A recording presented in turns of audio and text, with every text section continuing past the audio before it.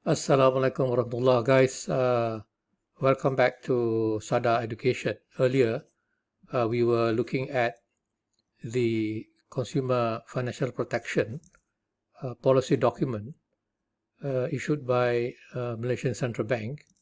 One of the uh, requirement is for banks to issue the respective product disclosure sheet for each product in the offering, whether these are deposit product or investment account product or financing product, that all banks are required to disclose and issue this PDS in their website.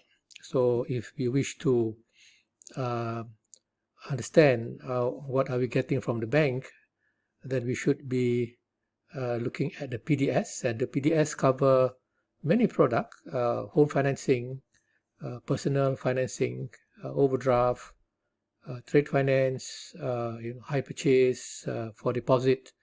We have saving, current account, FD, and so on. As I said earlier, that the PDS can be a very good educational document for consumers, for them to understand what is actually needed from them, especially for them to know what are their obligation and what are their responsibility, what are their rights. And for example, the one that I have used, the PDS for home financing of Bank Islam Malaysia Berhad, because earlier I was referring to a few items. For example, ceiling profit rate, which is set at 11%, and the effective profit rate, which is at 3.15%, which is very low compared to the CPR. So some people may wonder why we have two rates here, and there's one sale price of RM 1542.7 million. So that is the sale price. And again, people were wondering, there are two profit rate, but there is one selling price. So this type of presentation, of course, require the bank to have some of their people to explain to the prospective customer what's going on here. But this is a property financing product using Tawaruk.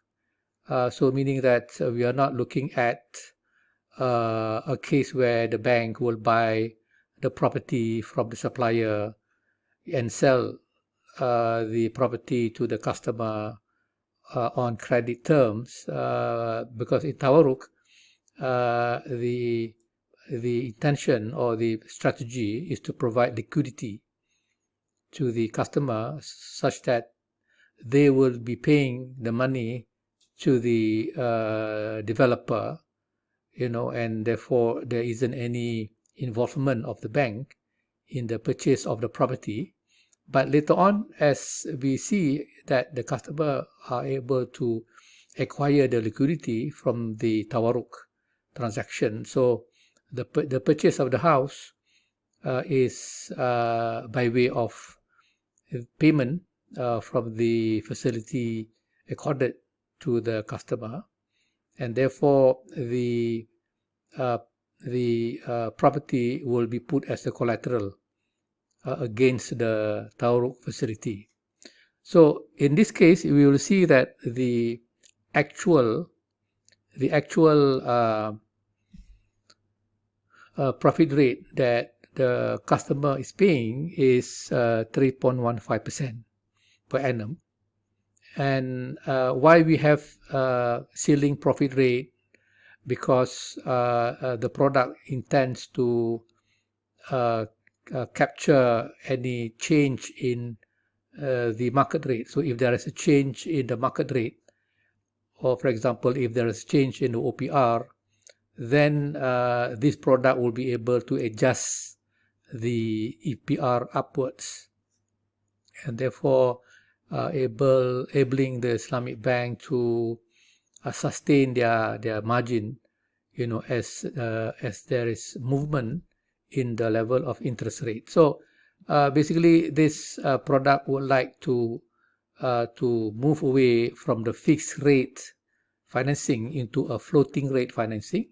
So there is the ceiling profit rate being introduced in order to ensure that the adjustment of the profit rate to market movement is possible. That I will discuss later on, as we move on. But if you look at the here, the variable or the term that we saw, the ceiling rate was set up at 11%. As I say, the ceiling rate is the akad rate that cannot change over the tenure of the finance. So the Islamic Bank have forecasted, what will be the maximum rate that will appear in the market. So that will be the maximum 11%, and therefore any rate below 11 can be adjusted. But because the akad is at 11, so if the rate goes up above 11, then the bank cannot make any more adjustment.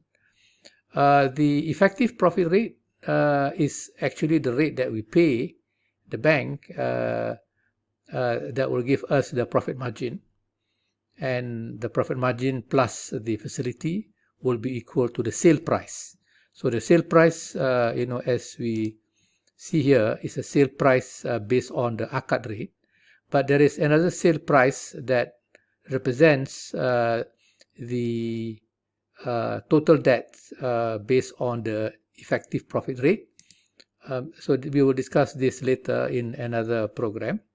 But we will see that the expected profit rate is actually the profit rate per annum. And how do we get the EPR is that the quoted profit rate, will be compounded on a monthly basis. That will give us the effective profit rate. So the effective profit rate is basically a profit rate that is compounded on a monthly basis, not on a yearly basis. And that is why you will see that the fact that consumer are making monthly installment payment, so the compounding of the profit rate will not be made on a yearly basis, but it is made on a monthly basis, and therefore giving us the EPR, which is the effective profit rate. If the profit rate is compounded on a yearly basis, the profit margin will always be lower than the EPR. But that is what banks are using right now.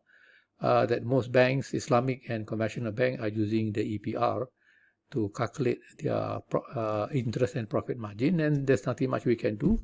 But of course, there are some consumer group who complain that the profit should be compounded on a yearly basis, not on a monthly basis. But this is what has been practiced, ever since. And we do hope that if the central bank can come into a direct bank to use yearly compounding, then it will be good for the consumer, because they will pay less interest or profit, on the facility. The other one would be the fact that when the bank is announcing a sale price, for example, so any sale that is taking place in the bank, there are some requirement that need to be observed. A bank must hold total ownership of the asset before making the credit sale to the customer, right? So when the bank say this is a sale, then the bank must be able to evidence that the bank is the rightful and legal owner of the asset before making the credit sale to the customer. So it also means that before making the credit sale, the bank must carry asset ownership risk during the holding period.